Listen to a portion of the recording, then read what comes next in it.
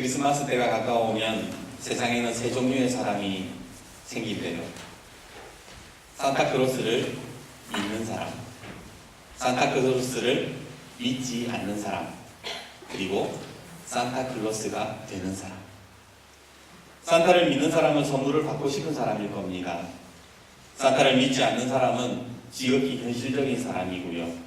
하지만 산타가 되어주는 사람은 나누어주는 사람, 누군가의 기쁨이 되려고 하는 사람이랍니다. 오늘 우리 옆에 분과 다시 한 번 더 인사합시다. 주는 사람이 됩시다. 주는 사람이 됩시다. 지난 6일 인터넷 신문에 이런 기사가 올라왔습니다. 신문 배달원이 오열한 사연.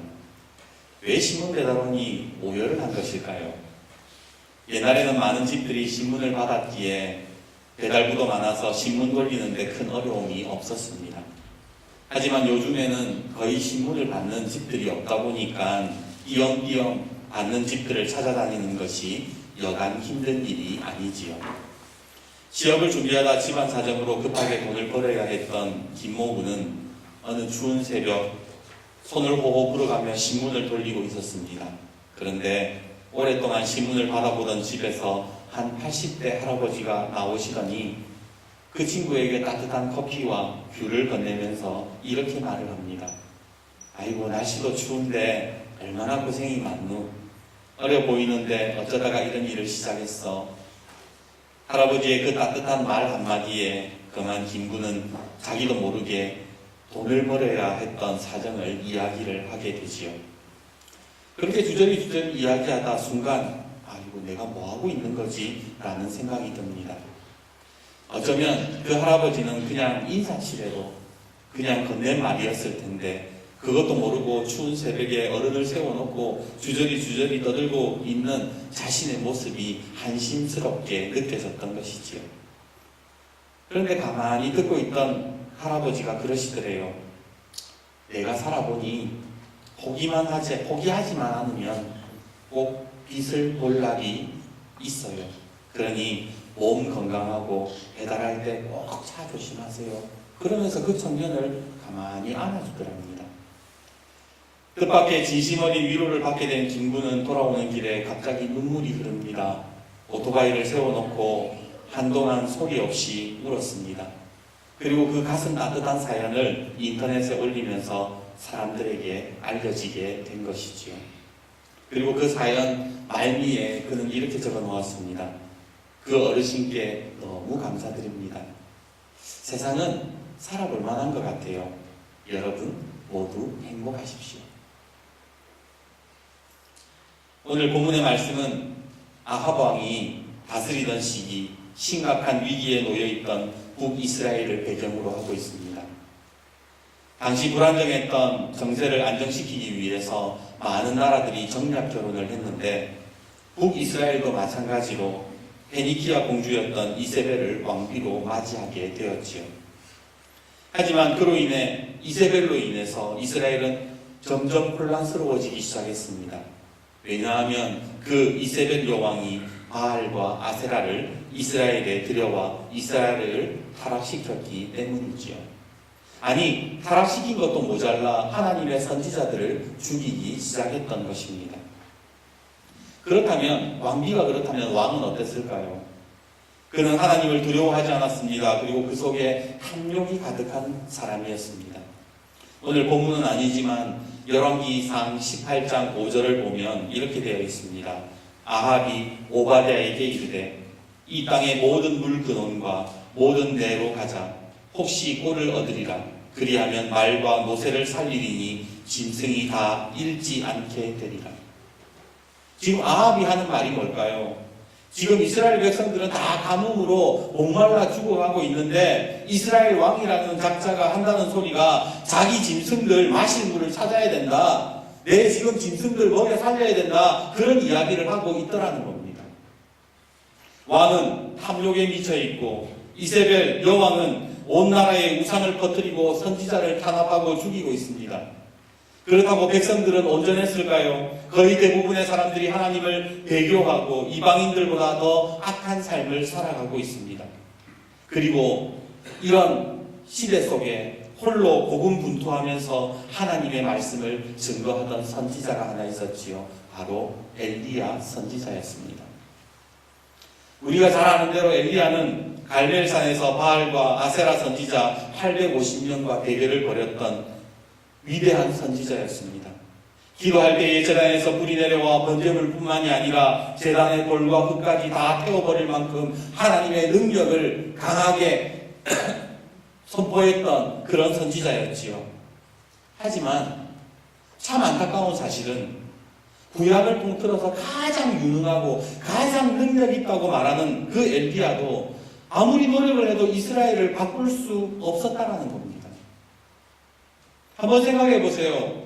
엘리야가 그런 기적을 일으킨 후에 바알의 선지자들과 그렇게 대결을 벌인 후에 이스라엘이 달라졌습니까? 이스라엘 백성들이 회개했던가요? 아니요.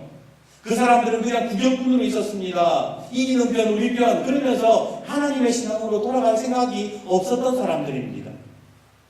그렇다고 엘리야가 그렇게 사역을 했을 때에 아합 왕이 달라졌는가? 아닙니다. 열왕기상 21장 오늘 본문에 넘어가서 21장에 가면 아합은 하나님을 그렇게 갈멜산에서 경험하고도 나봇의 포도원을 빼앗기 위해서 나봇을 억울하게 죽이는 그런 일들을 여전히 자행하고 있습니다. 여전히 왕비는 미쳐있고 아무리 엘리야가 그렇게 노력을 해도 선지자들은 계속 순교를 당하며 이 나라의 백성 그 어느 그 누구도 하나님께 돌아올 생각이 전혀 없다는 사실. 이것이 엘리야에게 있어서는 가장 큰 절망의 순간이 아니었을까요? 결국 엘리야는 좌절하고 맙니다. 그래서 하나님께 이렇게 말합니다. 한 로뎀나무 아래에 앉아 자기가 죽기를 원하여 이르되 여호와여 넉넉하오니 지금 내 생명을 거두시옵소서. 나는 내 조상들보다 낫지 못하니이다. 뭐라고 얘기하는 겁니까? 차라리 나를 죽여달라고 이야기하는 겁니다.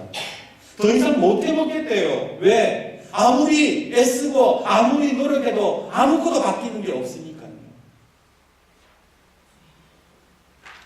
며칠 전이었던 것 같습니다. 인터넷 신문을 보는데 북한의 김정은이가 백두산에서 하얀 백마를 타고 산을 오르는 그 사진이 실렸더라고요.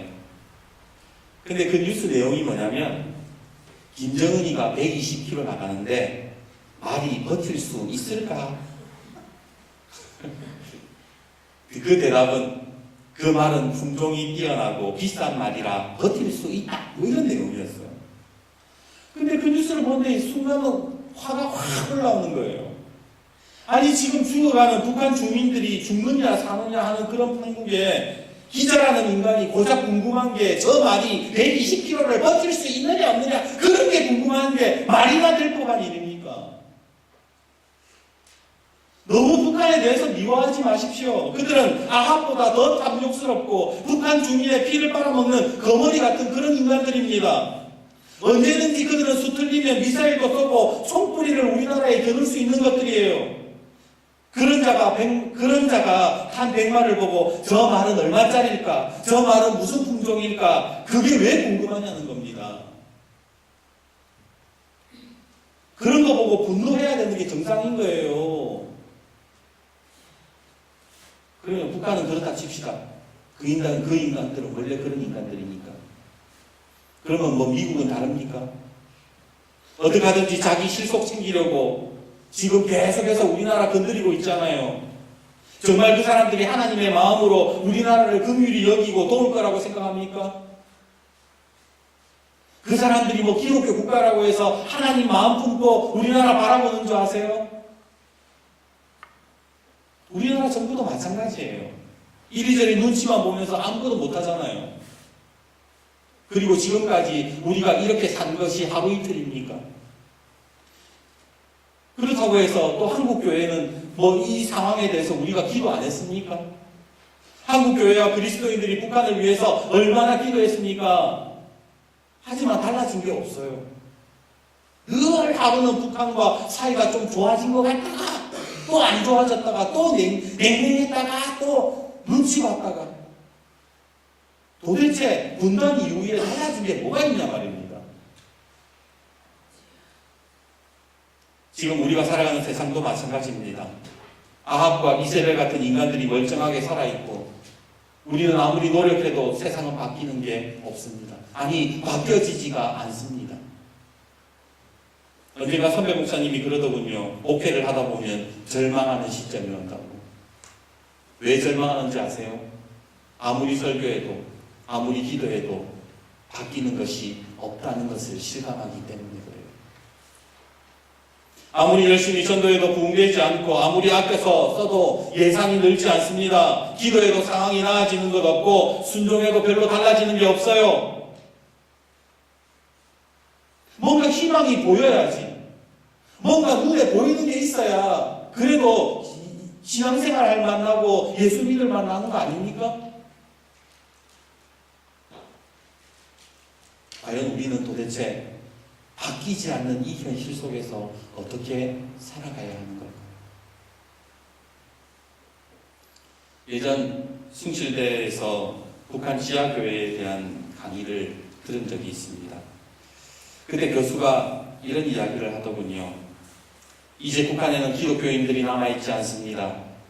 북한에 세워진 교회는 다 가짜 교회이고 예전 지하교회로 숨었던 교인들은 이제 다 죽고 없습니다. 북한 체제에서는 더 이상 기독교인들이 살아갈 수가 없습니다.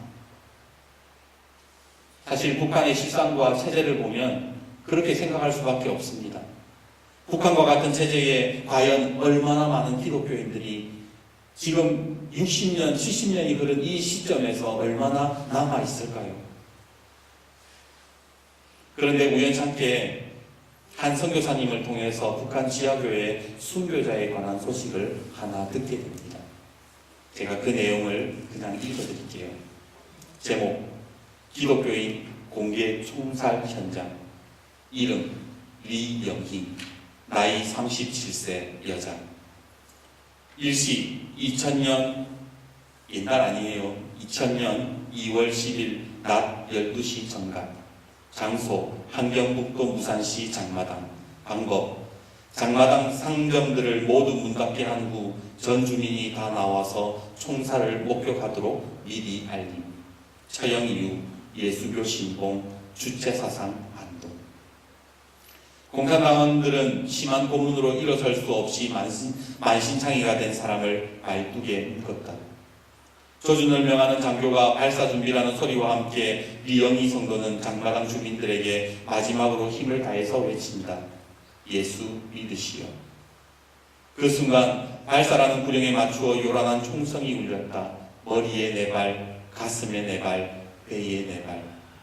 온몸에 살점이 터지고 심장에서 터진 피는 구경꾼들에게까지 튀었고 그의 시신은 형체를 알아볼 수 없게 되었다. 순교한 이영희 성도는 97년 가을에 굶주림을 견디다 못해 두만강을 건너 지하 저소 교회로 들어온 탈북자였다. 그녀는 보기 드물게 대학을 나온 지식인이었고 성분도 좋은 당원이었다. 그러나 어떤 사정으로 인해 숙청을 당해 남편과 함께 아오지 탄광으로 들어가게 되었다고 한다. 그들 부부가 저소교회로 왔을 때 남편은 심각한 복막염으로 사경을 헤맬 때였다. 선교사들은 최선을 다해 그들을 치료했고 보살폈고 그들은 복음을 받아들이기 시작했다. 그들은 누구보다 성경을 열심히 읽었고 믿음으로 성장하는 속도가 빨랐다. 그렇게 한 3개월 정도를 선교사와 같이 지낸 그들 부부는 다시 북한으로 돌아가겠다고 했다. 남겨진 가족 때문이었다. 그렇게 리영희는 북한으로 돌아가 친정동생과 주변 사람에게 복음을 전하기 시작했다. 그리고 98년 봄에 다시 선교사들과 만났을 때 그들은 본격적인 성경 공부와 전도의 방법을 배웠고 주의 일꾼으로 양육을 받았다. 그해 여름철에 리영희는 쌀 대신 달러를 가지고 갔고 의약품과 특수 제작된 소형 성경을 운반하기 시작한다. 남편은 건강관계로 집에 있어야 했지만 그녀는 사명감을 가지고 98년부터 99년 말까지 수차례에 걸쳐서 복음 사역을 하기 시작했다. 그러던 중 2000년 1월 말경 함경북도 무산에서 체포되어 2주간의 모진 고문 끝에 처형을 당하게 된다. 주변 사람들의 말에 의하면 처형을 당하기 전 그녀의 하반신은 이미 고문으로 마비가 되었고 많은 출혈로 생명을 부지할 수 없는 지경이 되었다고 한다. 그러면서도 오히려 고문하는 보위 부원에게 예수를 믿어야 합니다. 하나님은 살아계십니다라고 전도했다고 전했다. 처참한 고문을 당하는 순간 속에 선교사들이 비밀리에 운영하는 미션 홈과 선교사들에 대해서는 일체 함구함으로 선교 사역의 피해를 그녀는 온몸으로 막았고 하나님 나라의 순교자가 되었다. 북한의 지하교회가 다 끊어졌다. 더 이상 예수 믿는 사람이 없다라고 이야기하지만 여전히 하나님의 말씀을 들고 그 속에서 살아내는 사람들이 있더라는 거예요. 이 사연을 보는 순간 오늘 본문 3절과 4절의 말씀이 생각이 났습니다. 우리 오늘 본문 열왕기상 18장 3절과 4절 말씀을 다시 한번 읽어봅시다. 열왕기상 18장 3절 4절입니다. 같이 읽겠습니다. 시작. 아합이 왕궁 맡은 자 오바다를 불렀으니 이 오바다는 여호와를 지극히 경외하는 자라.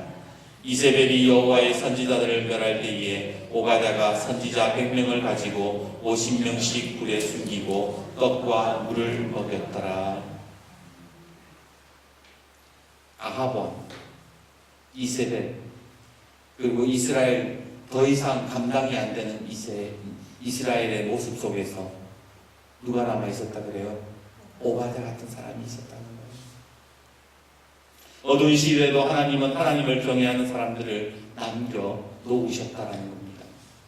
열왕기상 19장 14절 엘리야가 절망에 빠져서 이렇게 이야기합니다. 하나님 나를 죽여주십시오. 더 이상 나는 하나님의 사역을 감당하지 못하겠습니다. 내가 아무리 노력해도 이루어지는 것들도 없고 하나님의 역사가 나타나지 않습니다. 차라리 내 생명을 거두어 가십시오 라고 그렇게 말했을 때에 하나님이 말씀하시는 것이 두 번째 본문인 열왕기상 19장 18절 말씀이지요. 그러나 내가 이스라엘 가운데에 7,000명을 남기리니 다 바알에게 무릎 꿇지 아니하고 다 바알에게 입 맞추지 아니한 자니라. 하나님이 남겨놓으셨다는 거예요. 이 보기에는 전혀 바뀌는 거 없을 것 같고 이거 보기에는 아무것도 이루어지지 않는 것 같지만 나는 여전히 그 속에 하나님의 사람들, 하나님을 경외하는 사람들이 그 속에 남아있고 여전히 그 사람들을 통해서 나는 역사하고 있다라고 말씀을 하셨다는 겁니다. 가장 영적으로 어두웠던 시대, 하나님의 사람 엘리야마저도 포기하려는 그 시기에 하나님은 100명이 아닌 7,000명의 사람을 남겨놓으셨다고 말씀하시더라는 겁니다. 오늘 본문에 오바다가 몇 명 살렸다 그래요? 100명 살렸다 그래요. 그러면 7,000명 정도 남아있으려면 오바다 같은 사람이 얼마나 많았겠습니까?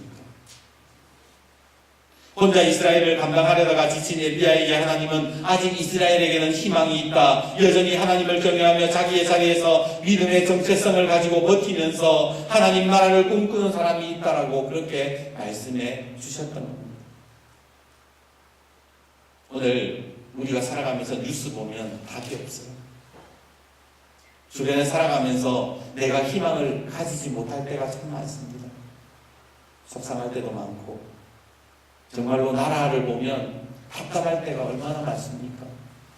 그러나 여전히 하나님은 하나님을 경외하는 사람들을 통해서 이 나라를 이끌어가고 계신다고 말씀하셨던 겁니다.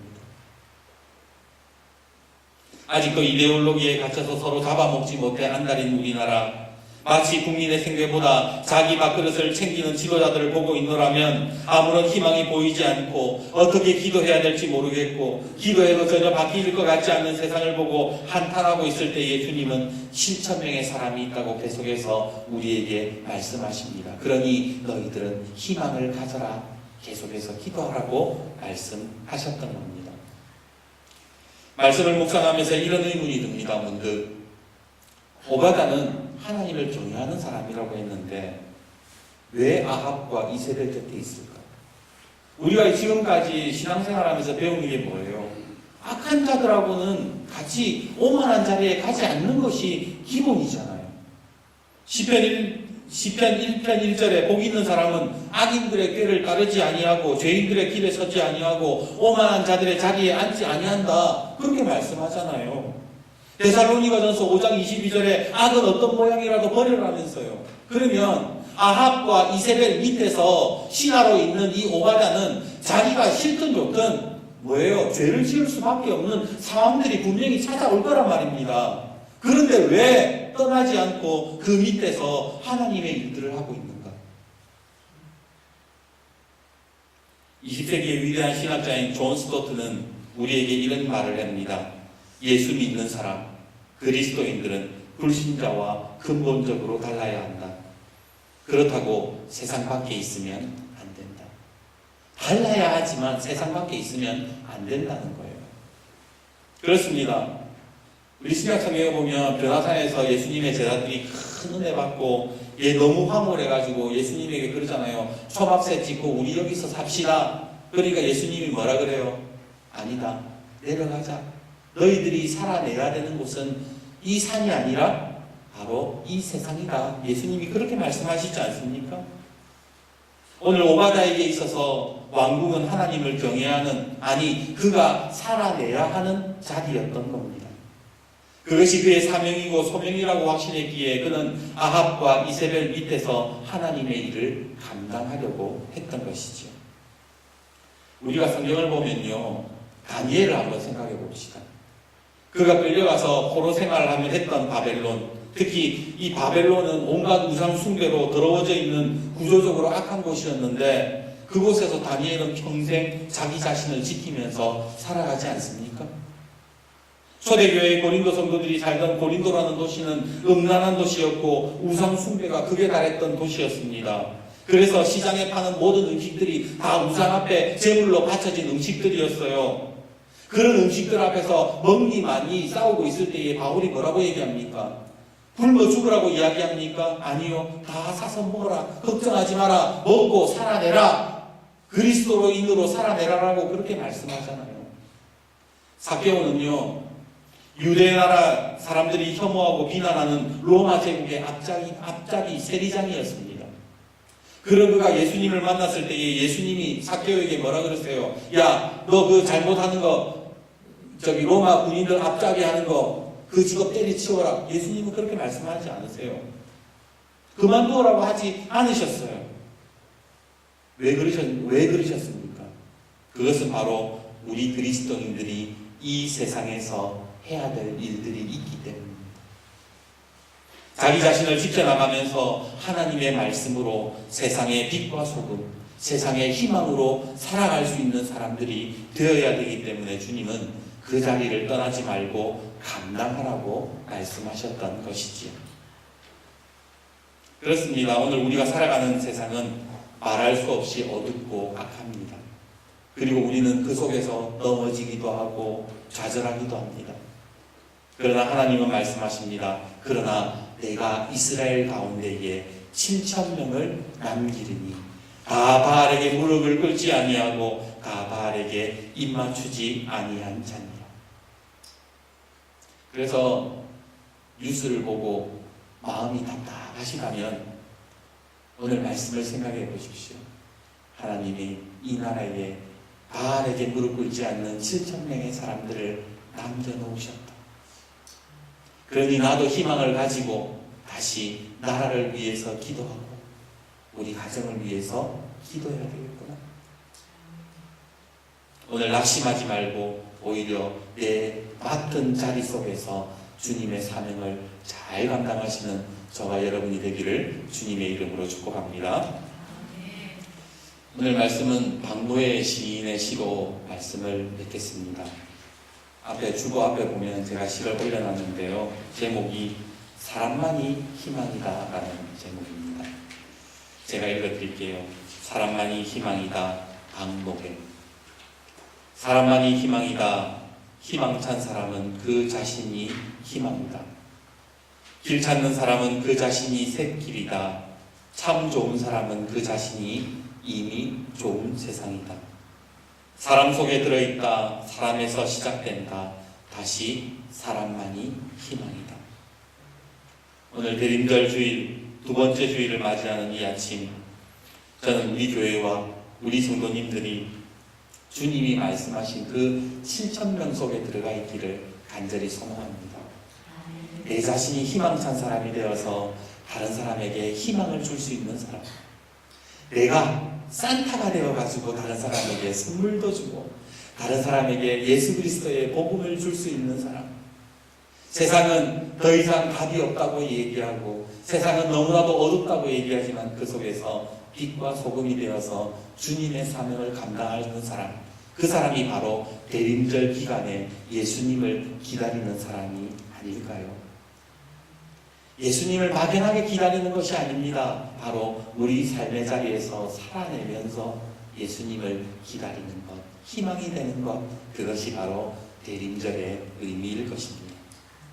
오늘 이 세상 속에서 하나님의 말씀을 붙들고 주님을 기다리며 자신이 희망이 되어서 하나님의 나라를 이루어가는 우리 모든 교회의 성도님들이 되시기를 주님의 이름으로 축복합니다.